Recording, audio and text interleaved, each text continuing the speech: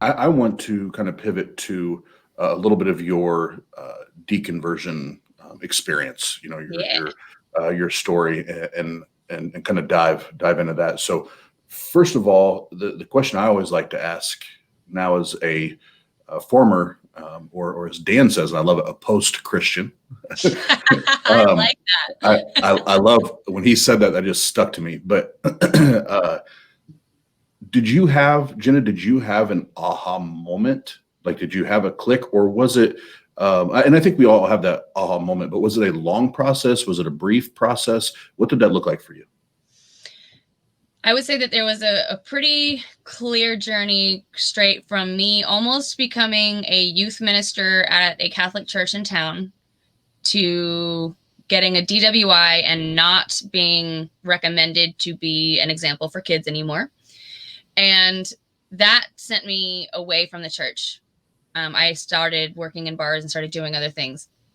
That started probably 5 or 6 year long journey that allowed me to get sober, that allowed me to get bored, and then realize that I was in the wrong job, and got a new job and became even more bored and just started educating myself. And so then after about probably 6 months of like really hardcore, like people getting worried about me educating myself, then there was a final, okay, I'm going to get down to the bottom of this for about a week. And then there was like a holy shit, everything just shattered moment. Mm-hmm. And what did that moment look like or feel like? So when they say the God glasses were removed, you know, that metaphor, I say the God glasses were shattered. And that's the best way that I can think of to describe it, is that there was this filter over my eyes that was God. And then it fucking broke. Hell yeah. And now I'm like, oh, wow, there's all kinds of colors and all kinds of things I didn't know were there. Yeah. When you felt that, like you talked about the colors and all the different things, how would you describe the flood of emotions? What was the, Fireworks. what would be the, okay. Fireworks. Okay. Awesome. Explosions. Sorry, go ahead. I feel you. I feel you. Jesus. Oh no, I kind of want to just touch on that part of like, why do you think the hesitance is? As somebody who looking on the outside in from your guys' point of view, there, it's like, what do you think causes the hesitance to take those glasses off or throw them off? Like, why do you think people are so hard pressed to kind of keep it the same, you know, and not welcome investigation? Well, first of all, I don't think they have a choice. Mm-hmm. I didn't choose to stop believing in God. There was a moment where I realized I don't believe this anymore. So that's the one thing that I think is hard for Christians to understand, is because until you make a switch like that, it's impossible to explain to another human how you literally live in a different world than you thought you lived in. Like the entire world. Like think about culture shock, jumping into a different country and being affected by that. Try a new world, you know?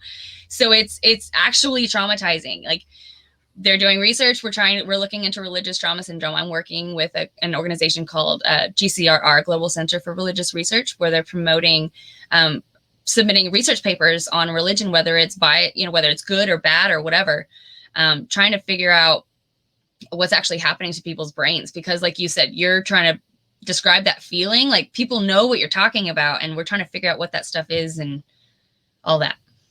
The worldview, since I haven't had it, it's hard for me to imagine it, but I'm always like, I don't see, why, if it's true, I would try to falsify it in every direction I possibly could, but I guess that's different when you maybe you don't value that process to begin with. Well, I did.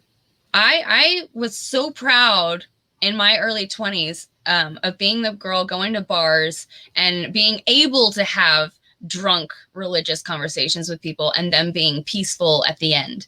But what I didn't realize, looking back, is that I wasn't open to changing my mind. I was in a game and I was going to win.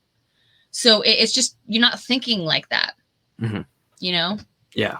No, I mean, would the idea of like a textual criticism or any type of that, like, does that does that go through your head at all? We've been prepped for that. We've heard all of the thing, so many things that we atheists say. We've been prepped for that. And so we've already got this excuse in our brain, or, oh, I'm confused. Okay, well, I'm going to go ask this person that I was told to ask to clarify that for me. And then they'll give me some woo response, and then I'll be happy. So it's a cementing, like, this is true, right? Okay, so prove it to me. Okay, that makes me feel better. And then something gets loose, and then prove it to me, and something makes you feel better.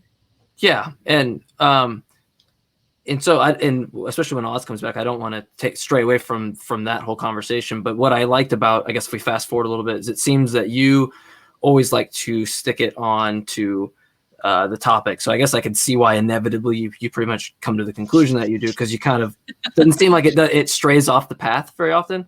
And there's a clip actually that I liked a lot where this guy, he talks about how the God of the Old Testament is a false God, and he kind of really wants to stick on that. But you're like, cool, okay, he's a false God. You're saying there's another God. How can we? What does that God look like? And here's the clip. I enjoyed it. The Old Testament God is a fake God, not the real God. He's an imposter. He's evil. Okay, so how do we know who the real God is? And how do we know who the real God is? Now, when the Christ came, Frank, I'm asking you a question. Yeah, we don't want to. We please answer Jenna's question. Well, I guess we have to look within. We have to look within ourselves and raise our internal frequencies, our vibrations. So what does that mean? How do we do that? I think looking within ourselves, meditations. So if I meditate, then I can find the real God? Well, I mean, there's a possibility. Because I do meditate and I don't find a God, but you're saying that if I can meditate and somehow tone my frequencies, I don't really know what that means. So I'm just wondering if you can clarify for me so that I can find this God. If you can tell me, how do I look within and use my frequencies to find whatever God that you believe is actually real versus the imposter God from the Old Testament? I can't tell you that. That's okay, so then why should I believe it? Like, if you can't prove it to me, then why should I believe anything that you're saying? And so I love that clip because, like, it's just so simple. It's just like, okay, you're going to tell me all this stuff, and we can talk about the imposter God. We can go through all those motions, but it's like going to the waiting room, before the doctor. It's like, I'm here for one visit and I want to go out. I don't want to spend all the time in the waiting room with all this nonsense. What is your evidence for it? And then when he ultimately just like concedes, like, well, I don't have any. You're like, well, then why should I believe you? And I think that's just a simple but good point. But why I want to bring that up is, why do you, or why do you think, I guess, people kind of beat around the bush with that? Like, why isn't it just onto the topic? Why do we always have to steer people back onto the tracks? Because their brain has been wired to justify it. No matter what somebody throws at you, come up with a reason why you're right. Mm-hmm. And if you once you can't do that anymore, that's when you're wrong. And so it's kind of the opposite. We're just taught a different way of thinking. Yeah. So they're trying to justify it themselves. They're not doing it on purpose. And did you always kind of have that ability while you were a believer to stay on track with it, or is that something more so you just developed? Oh no, I dodged all around, but there was always a point I think that I would come to where if they had me at a dead end, and they're like, okay, now what? I'd be like, well, I'm not supposed to understand, and I would just cop out. But yeah. I truly believed it, and you weren't going to change my mind. Jenna, kind of coming back to the deconversion part of that. So I completely agree with, we talk about the flood of emotions, and there are the fireworks. There are the damn, this shit's nice. This feels good, and it's liberating, and it's there's freedom from the the judgmentalism and the dogma and all that. But then the part that a lot of people I think are not fearful, but they hesitate to talk about is then you start thinking about lost friendships, lost family members as far as those relationships. And I don't know if that applied to you, but for me, I lost a significant amount of relationships, and even family ties, relationships have been hindered and or become non-existent because of my process. So the reason I share that is, what did that look like for you? Did you experience a separation with friends, family, anything like that? Yes. So for my family gatherings growing up, they were always very religious. You know, Mardi Gras with the baby Jesus and the cake, and very religious. And that's really the only time that my family on my paternal side really gets together. And they do this like 6 times a year. So it's good enough for them. You know, they get to see each other enough. But they're so religious, and there's so many of them. And there's, in my opinion, just so much trauma in general, Mm-hmm. and people being triggered, that I'm not equipped to handle that kind of environment yet. I'm not saying that they're bad people. I'm not saying that they attack me or anything. I'm just saying that I think that I would create a scene unintentionally. And I think that I have a lot of emotional work to do before I can do something like that. I do plan on trying again if they'll let me. I don't know yet. Mm-hmm. But yes, I've lost a lot of people, partly because of me.